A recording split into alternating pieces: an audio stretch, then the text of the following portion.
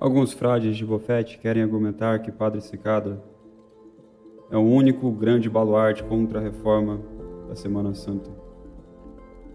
Um tal de Frei Dimas quer nos fazer crer que um ex-aluno do Padre Cicada deve ser uma referência para nós católicos aqui no Brasil, visto que este aluno, que segue a reforma de Bonini, diz orgulhosamente que não há ninguém no Brasil mais apto a falar da reforma que o Frei Boaventura. A autoridade do Frei Boaventura é ainda maior do que qualquer um aqui no Brasil, pois Padre Cicada, tão alta autoridade no assunto da Semana Santa Reformada, foi professor do mesmo, e ele conhece muito bem sobre os argumentos da reforma.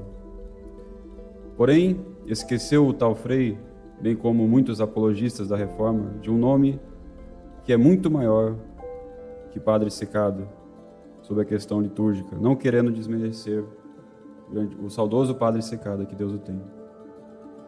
E esse nome que é muito maior que Padre Cicada é Monsenhor Leon Gromier, ordenado sacerdote em 1902, consultor de liturgia da Congregação de Ritos desde 1914, conviveu com os mais eminentes liturgistas da época. Com 46 anos, nomeado prelado doméstico da casa de Sua Santidade, o Papa, que lhe conferiu o título de Monsenhor em virtude de seus excepcionais conhecimentos em liturgia. Eis aqui a grande autoridade para nós católicos.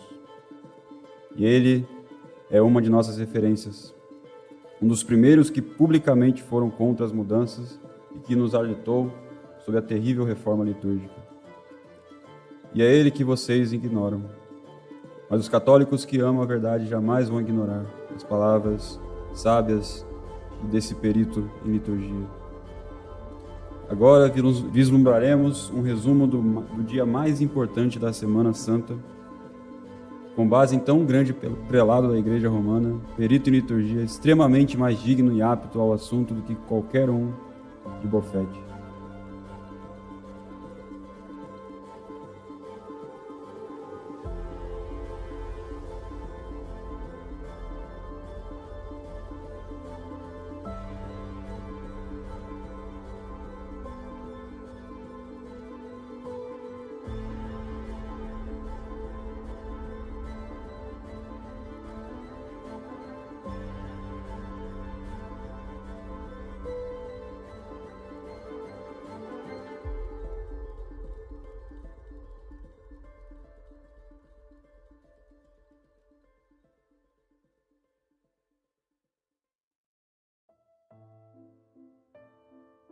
Férias sexta em Parachev, ou seja, sexta-feira em preparação.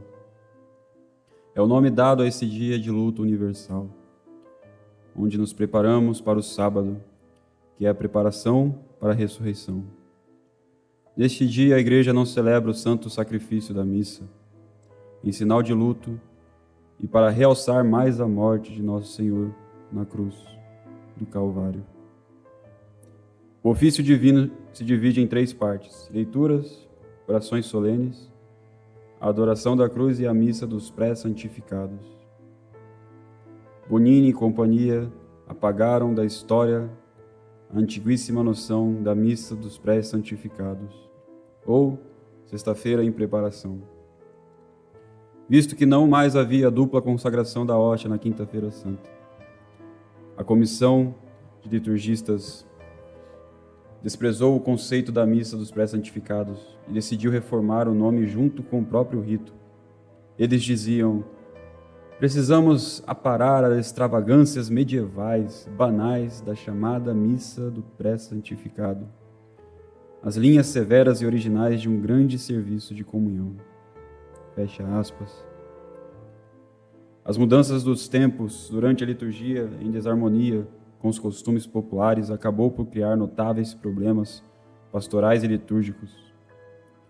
No passado, os costumes e práticas piedosas desenvolveram-se de uma forma que estava em consonância com a liturgia. É claro, porém, que a reforma pastoral, entre aspas, por excelência, não foi, entre aspas, pastoral, porque nasceu de especialistas que não tiveram nenhum contato real com uma paróquia ou com a devoção e a piedade do povo, que muitas vezes eles desdenhavam. Um vácuo litúrgico havia sido criado durante as horas da noite. E uma tentativa de remediar isso foi buscada com inovações improvisadas. A comissão decidiu, portanto, remediar este escândalo usando o pior método pastoral, entre aspas, ou seja, anular os costumes populares e não lhes dar atenção. Bonini deixou os altares sem cruz, que em sua liturgia tinha esquecido deste pequeno detalhe. O que fazer com a cruz? Agora já guardada na quinta-feira santa no armário da sacristia, longe dos fiéis. O primeiro modernista que conseguiu remover a cruz do altar, e para piorar, no dia mais importante de toda a celebração da Semana Santa, a Sexta-feira Santa, dia do triunfo da paixão redentora. O altar agora se encontra nu, como de uma mesa protestante. É iniciado o ecumenismo litúrgico. Nunca na história da Igreja foi permitido sensibilidade litúrgica aos hereges, cismáticos e apóstatas da fé. Bonini, então, após a oração da conversão dos judeus, estabelece a genuflexão por respeito ao povo talmúdico. A Igreja agora se encontrava de joelhos para os judeus. Nessa parte da missa, o rito tradicional adverte que nem o sacerdote nem os fiéis se ajoelhem, pois durante a rememoração dos judeus, a Igreja julga que deve mostrar todo o horror ao crime cometido por meio da premeditada ausência dessa genuflexão. Todavia, Bonini, atendendo à pressão judaica de sua época, começa a modificar e suprimir as orações litúrgicas relativas a eles, principalmente as da Sexta-feira Santa, orientado a banir o ensinamento tradicional de que foram judeus responsáveis pela morte de Cristo. E, ao invés disso, orientado a ensinar que a morte de Cristo recai sobre toda a humanidade. Bonini inventa o título Pro Unitate Ecclesiae, pela unidade da Igreja, criando propositalmente um termo ambíguo modernista favorável ao ecumenismo e secretismo de todas as religiões. Segundo o padre Baga, amigo de Bonini, o objetivo era eliminar a antiga oração incômoda às outras religiões, que se referiam a elas como almas seduzidas pelo demônio e prisioneiras da malícia e da heresia. Assim também conseguiram eliminar a conclusão da oração que clamava literalmente o retorno dos desviados da verdadeira fé à verdade do Cristo em sua Santa Igreja.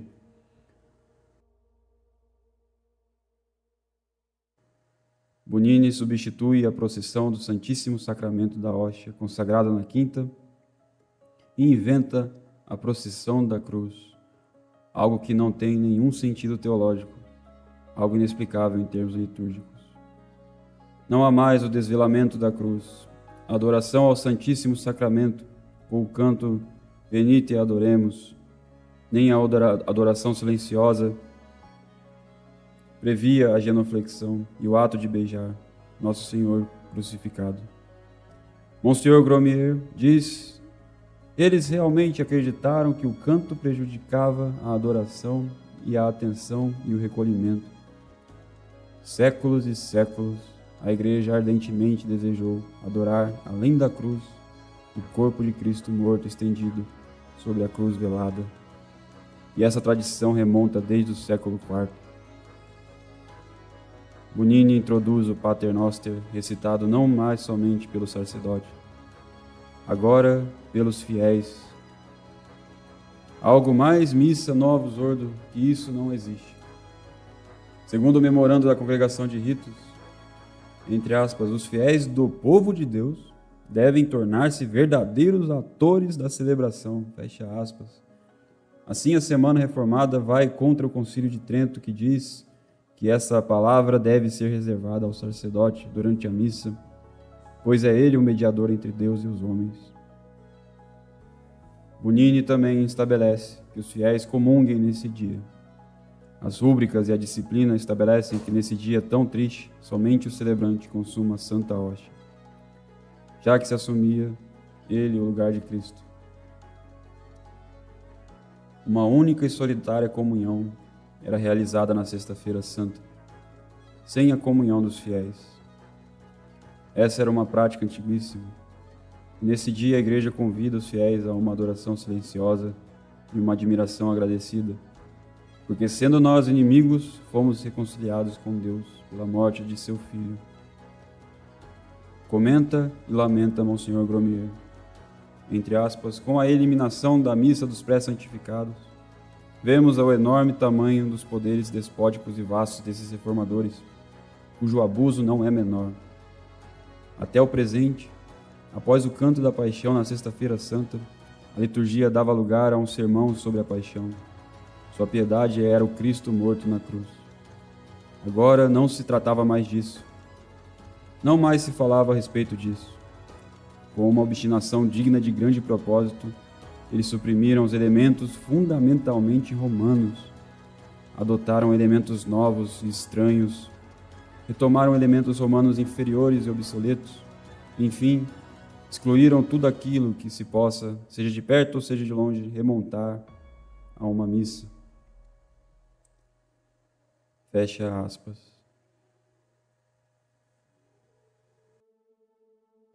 E era o Monte Calvário, até esse dia, o mais infame lugar que havia no mundo. Mas depois que se levantou nele aquela cruz e aquele crucificado, foi o mais glorioso e o mais santo. O Monte Calvário era o mais infame e horrendo lugar que tinha no mundo. Mas se bem repararmos, cristãos, os nossos corações ainda são lugares mais infames e mais horrendos. Cristo nos ensina, por São Mateus, capítulo 15, versículo 19. Do coração saem os homicídios, os adultérios, os furtos, os falsos testemunhos, as blasfêmias e todos os pecados. De sorte que verdadeiramente são piores e mais infames e horrendos os nossos corações que o Monte Calvário. Porque nossos corações foram-se os delitos no Monte Calvário, castigam-se os delinquentes. Nos nossos corações formam-se os homicídios, no Monte Calvário castigam-se os assassinos. Nos nossos corações formam-se os furtos, no Monte Calvário castigam-se os ladrões. Nos nossos corações formam-se os adultérios, no Monte Calvário castigam-se os adúlteros. Nos nossos corações formam-se as blasfêmias e os falsos testemunhos. E é no Monte Calvário castigados os perjuros e os blasfemos. Eis aqui como nossos corações são lugares mais infames e mais horrendos que o Monte Calvário.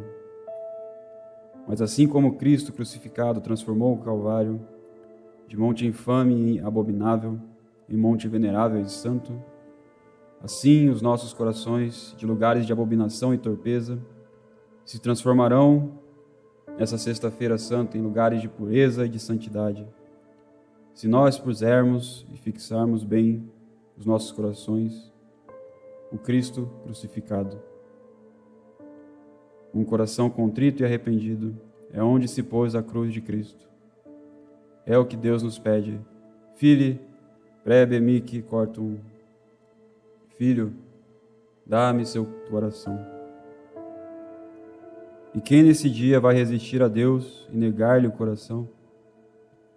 Desgraçados de nós, se esse dia não produzir em nossa alma um retorno para aquele que nos amou mais do que a si próprio, o verdadeiro amigo que deu a vida pelos seus amigos.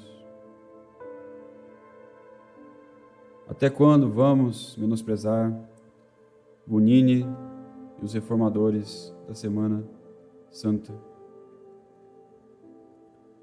Salve Maria, bom dia a todo o povo católico da terra de Santa Cruz.